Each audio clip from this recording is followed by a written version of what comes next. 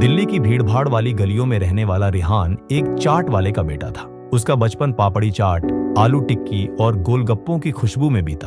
School से लौटकर वह रोज अपने पिता के ठेले पर हाथ बंटाता, प्लेटें धोता और ग्राहकों को चटनी पकड़ा देता।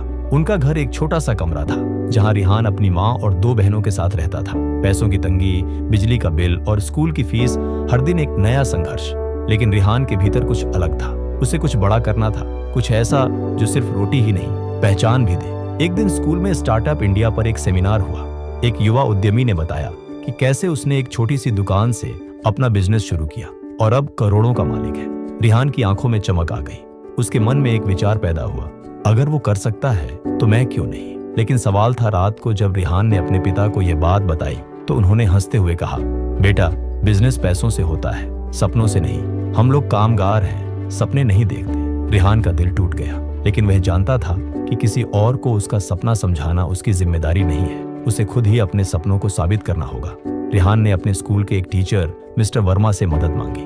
वर्मा सर ने न केवल उसे मोटिवेट किया, बल्कि इंटरनेट से फ्री बिजनेस कोर्सेज का लिंक दिया और सुझाव दिया कि वह छोटे छोटे स्टार्टअप आइडिया पर काम करे। वहीं से रिहान की असली यात्रा शुरू हुई। उसने मोबाइल कवर की ऑनलाइन रीसेलिंग शुरू की। शुरुआत में उसने OLX और फेसबुक मार्केटप्लेस जैसे प्लेटफॉर्म पर पुराने मोबाइल कवर बेचने शुरू किए। घर की पुरानी अलमारी को उसने गोदाम बना लिया और पिता के ठेले के पीछे एक कोना अपना बना लिया। शुरुआत के 2 महीने में सिर्फ 12 ऑर्डर आए। दोस्त हंसे, मोहल्ले वालों ने ताना मारा और पिता ने तिरस्कार से देखा। लेकिन रिहान अडिग था। समस्या तब आई जब एक ग्राहक ने उसके खिलाफ शिकायत कर दी, फटा हुआ कवर भेजा है। रिहान को समझ आया कि बिना क्वालिटी चेक के भरोसा नहीं बनता। उसने तय किया कि अब वह प्रोडक्ट खुद तैयार करेगा। इस काम में उसका दोस्त समीर मदद करने लगा। दोनों ने मिलकर लोकल होलसेल मार्केट से कवर खरीदने शुरू किए और खुद पैकिंग करने लगे। धीरे धीरे ऑर्डर बढ़ने लगे। एक दिन होलसेलर ने उन्हें नकली ब्रांडेड कवर थमा दिए, जिन पर पुलिस रेड हो गई।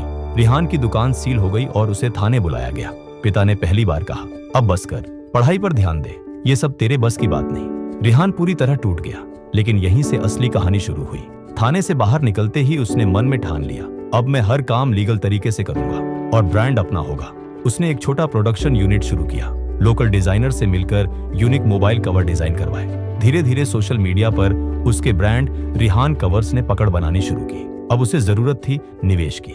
रिहान ने एक पिच डेक तैयार किया और शहर के एक एंजल इन्वेस्टर से मुलाकात की। पहली मीटिंग में ही उसने प्रभावित कर दिया और 5 लाख रुपए की फंडिंग मिल गई। रिहान ने अपने काम को विस्तार देना शुरू किया। वेबसाइट बनाई, इंस्टाग्राम पेज लॉन्च किया और स्कूल कॉलेज में जाकर फ्री कवर देने की मार्केटिंग स्ट्रेटेजी अपनाई। आज से 2 साल बाद रिहान का ब्रांड 20 शहरों में डिलीवर होता है और उसकी टीम में 30 लोग काम करते हैं। कभी जिसने कहा था कि बिजनेस सपनों से नहीं होता, आज वही पिता उसके ऑफिस के बाहर बैठकर चाय पीते हुए गर्व से कहते हैं, मेरा बेटा बिजनेसमैन है। रिहान अब शहर के युवाओं को फ्री सेशन देता है।